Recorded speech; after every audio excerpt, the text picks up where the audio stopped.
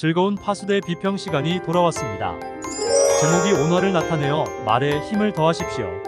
입니다. 오늘은 앉은 순서대로 비평 해설이나 보충하도록 하겠습니다.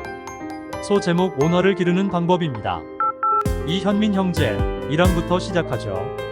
네, 1항 마지막 부분에 보면 지금은 마지막 날이며 오늘날 많은 사람은 합의하려 하지 않고 심지어 산업기까지 합니다. 이 말이 무슨 뜻인가 하면 Not open to any agreement로서 디모데후서 3장 3절을 인용한 것입니다. 개정에는 원통함을 풀지 아니하며 라 번역하였습니다. 즉 억울한 피해를 보았을 때 합의를 하지 않고 마음의 원한을 담아둔다는 뜻입니다.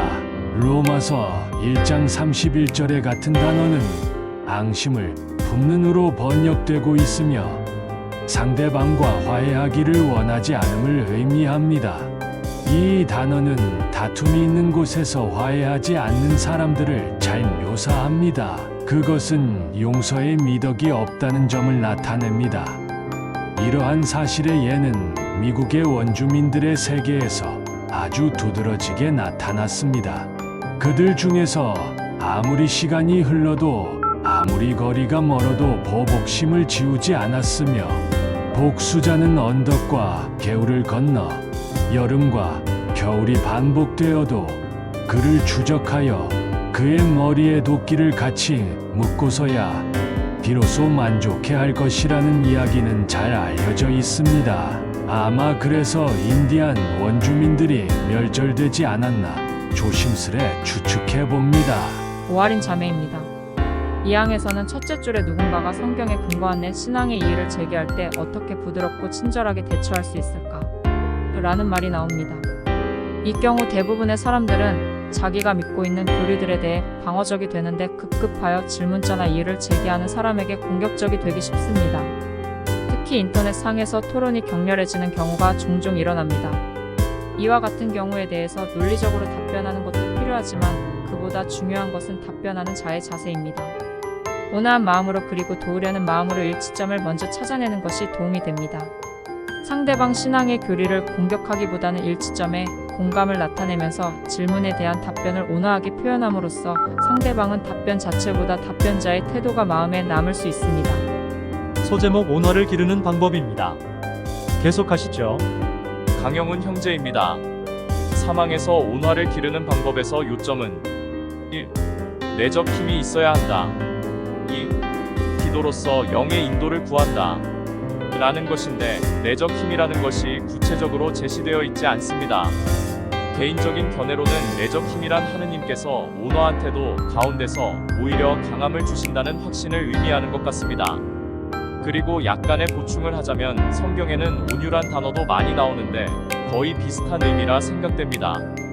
꼭 구별하자면 온유가 온화보다 부드러움의 특성에서 약간 위인 것 같습니다. 네 형제는 연구를 많이 하신 것 같습니다. 사항으로 넘어가죠. 흑마녀 자매입니다. 4. 끝 부분의 아브라함의 경우는 그의 조카 롯과의 관계에서 양보하는 정신을 보여주었지만 사라가 조용하고 온화한 영을 나타내는 것을 보았을 것이라고 했는데 근거가 제시되어 있지 않습니다. 제가 알기로는 사라의 온화한 특성에 대해서 성경은 언급이 없는 것으로 아는데 파수대에서는 지나친 추측이 아닌가 하는 생각이 듭니다. 사라에 관한 창세기의 언급은 그녀의 하녀였던 하갈과 하갈이 낳은 아들 이스마엘이 이삭을 조롱했을 때 사라가 화가 나서 하갈을 내쫓도록 아브라함에게 강권한 사실밖에 나와 있지 않습니다. 그렇죠. 아마 파수대 집필자가 오버한 것 같군요. 5항입니다. 김영환 형제입니다. 5항. 차분함을 유지하려면 강한 힘이 필요하다고 했는데 강한 힘에 대한 설명이 없는 것 같습니다. 아마 그것은 다툼이 일어날 때 하나님께서 우리에게 정당한 증거를 주실 것이라는 믿음이며 온화한 태도는 평화를 조성할 수 있다는 것을 의미한다고 생각합니다. 네, 중요한 점을 지적했습니다. 최영미 자매입니다. 6항. 기도를 함으로써 우선 자신의 영을 차분하게 가라앉힐 수 있다고 합니다. 하느님은 쌀독에 쌀을 증가시켜 주시는 초월적 도움을 베푸시는 게 아니라 개인의 잠재된 내적 힘이 증가하고 좋은 인간 관계를 유도하도록 지혜를 베풀어 인도하시는 하느님이라는 것을 인식해야 할 것 같습니다. 그렇습니다. 초월적 방식으로 우리를 도운다고 생각해서는 안 되겠죠. 치랑 해설해 주시겠어요? 양우석 형제입니다. 치랑 관련된 성구들을 기억함으로써 온화함의 태도를 유지할 수 있습니다.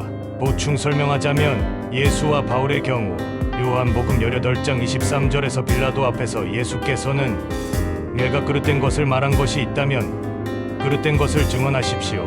하지만 내 말이 옳다면 왜 나를 때립니까? 라고 말함으로써 자신의 권리를 정당하게 주장하셨습니다. 또한 사도행전 16장 37절에서 바울은 우리가 로마인인데도 우리를 공개적으로 채찍질하여 정죄받지 않고 감옥에 가두었습니다. 그들은 지금 우리를 비밀리에 내쫓고 있습니까? 그들이 직접 와서 우리를 호위하게 하십시오. 라고 말하면서 자신의 권리를 주장했습니다. 이것은 우리가 온화한 태도로 말한다고 해서 정당한 권리를 포기하는 것을 의미하지 않음을 알려주는 것입니다. 네, 아주 실제적인 사례를 통해서 우리가 어떻게 처신해야 할지를 지적해 주었습니다. 우리는 온화하게 정당한 권리를 주장할 수 있습니다. 신유림자매입니다. 파랑 사망에서 형제가 말한 것처럼 온유와 온화는 거의 비슷하게 사용됩니다. 온유가 온화보다 좀 더 부드러움이 강조되고 있습니다. 통찰력이 온화하게 하는데 도움이 되는데 이것은 상대방의 이에 대해 숨은 의도들을 쉽게 단정하지 않도록 하기 때문입니다. 그렇습니다. 부항으로 넘어가죠. 송우상 형제입니다. 부항. 기드온이 에브라임 사람들에게 어떻게 대답했는지 생각해 보십시오. 에브라임 사람들은 그들을 무시하고 도움을 청하지 않은 데 대해 화가 나 불만을 터뜨렸습니다. 그때 기드온은 그들이 화난 이유를 알고 그들의 자존심을 살려주는 대화를 함으로써 그 불만을 가라앉힐 수 있었습니다. 기드온 같은 지혜가 필요하겠죠. 10에서 12항까지 한 묶음으로 설명 부탁드립니다. 금예원 자매입니다. 10에서 12항 도덕적 교리에 대한 질문. 비꼬거나 무례하게 시비적인 질문을 할 때 어떻게 해야 하는지에 대해 먼저 질문의 의도를 파악해야 한다고 되어 있는데 생일 파티를 거절하는 것은 극단적 태도이기 때문에 탈증인과는 관계가 없어 보입니다. 오히려 생일을 기념하는 것은 자신을 이 세상에 태어나게 해주신 여호와 하느님께 감사를 표현하는 날로 관점을 바꾸어 생각할 수 있습니다. 그래서 그날 친구를 초대하여 같이 식사를 하면서 생명의 은인이신 하느님을 기억하게 하는 거죠. 그렇습니다. 자매께서 아주 훌륭한 점을 발견했습니다.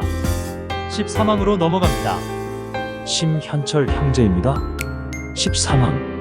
해당 학생이 진화론이 틀렸고 또 진화론을 믿는 것이 하느님의 실제를 부인하는 것이라는 파수대의 단정은 매우 잘못된 견해입니다.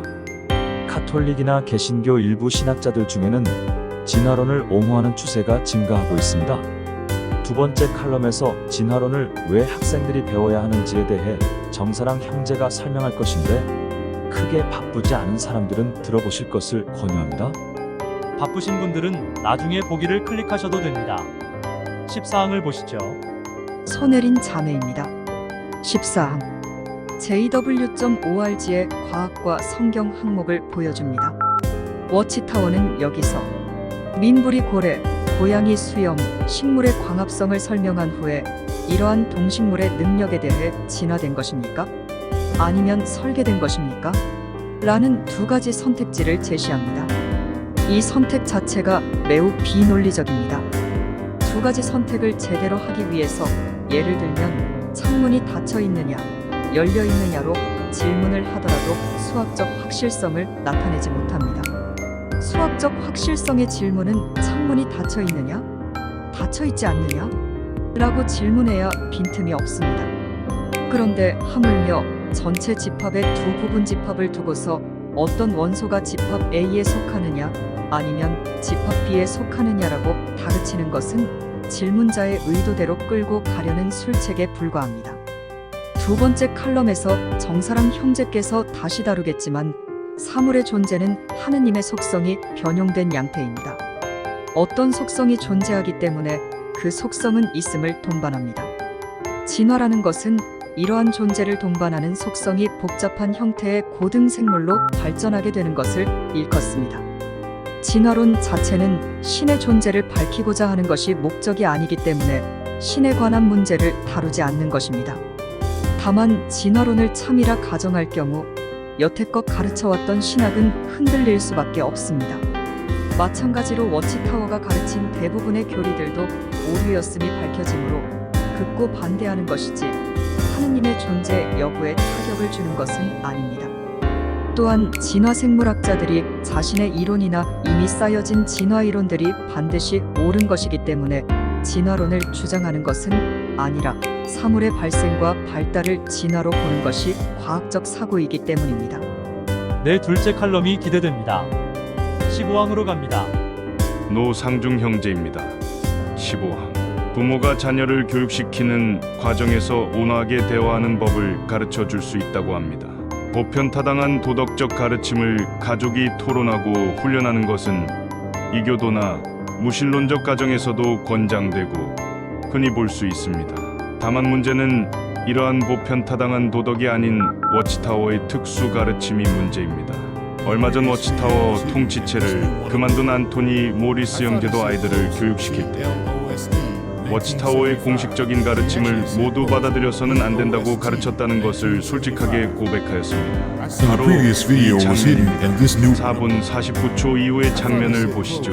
여기서 모리스 형제는 아이들에게 워치타워의 공식적 가르침이라도 모두 믿어서는 안 된다고 가르치고 있죠. 16항으로 넘어갑니다. 노칠순 자매입니다. 16항 JW.org에는 청소년은 묻는다 기사들과 10대를 위한 내 생각 적어보기가 나옵니다. 이 자료들은 청소년이 자신의 워치타워 신앙에 대해 더 강한 확신을 기르고 질문을 받을 때 워치타워 교리를 자신의 말로 대답할 수 있도록 준비하기 위한 것입니다. 특별히 설명할 것이 없는 것 같습니다. 마지막으로 17에서 19항까지 묶어서 설명해 주시죠. 차민혁 형제입니다. 17항 메시와 그의 부모는 가족 숭배 때 학교에서 받을 수 있는 질문들에 관해 자주 함께 조사했습니다. 18항 온화하게 말할 때 많은 사람이 우리의 말을 들으려고 할 것입니다. 하지만 전화상에서 어떤 사람의 목소리는 매우 온순한 양처럼 느끼도록 온순하고 부드럽게 멘트가 흘러나오지만 실제로 대면에서는 느끼는 인상이 다름을 알게 됩니다. 따라서 먼저 마음과 행동을 온화하게 하려고 함과 더불어 우리의 대화도 온화하게 해야 할 것임을 지적합니다. 19항 온화한 태도를 나타내면 의견 차이가 말다툼으로 번지는 일을 피할 수 있다는 점을 기억하십시오. 부연 설명하자면 논쟁으로 이어지는 대부분의 경우 주장이 강하기 때문입니다. 토론에서 이기고 친구를 잃으니 토론에서 지는 것이 낫다고 생각합니다. 이로써 오늘 비평 해설을 마무리하였습니다. 교훈과 충고가 받아들여지려면 파수대가 권위를 지녀야 하는데 그렇게 되기 위해서는 과거의 글에 대한 오류가 없어야 하며 오류가 일부 있는 경우에 대해서는 공식적 사과가 필요한 것인데 파수대는 충실하고 슬기로운 종의 양식이라는 이미지에 손상이 갈까봐 결코 사과하지 않습니다. 이것은 매우 유감이며 두 번째는 무엇보다 교훈이 청중의 감성에 어울려야 한다는 점인데 파수대는 독자가 처해진 입장을 고려하지 않고 이론적으로만 충고하려는 경향을 보이는 점이 아쉽다 하겠습니다. 마지막으로 논리에 맞아야 합니다. 오늘 14항 해설에서 손자매가 지적한 것처럼 비논리적 논증이 종종 나오는 부분에 신중을 기해 주었으면 하는 바람입니다. 찬송 67장 진화의 근원 하느님을 찬양하라 부르고 다음 칼럼으로 이어지겠습니다.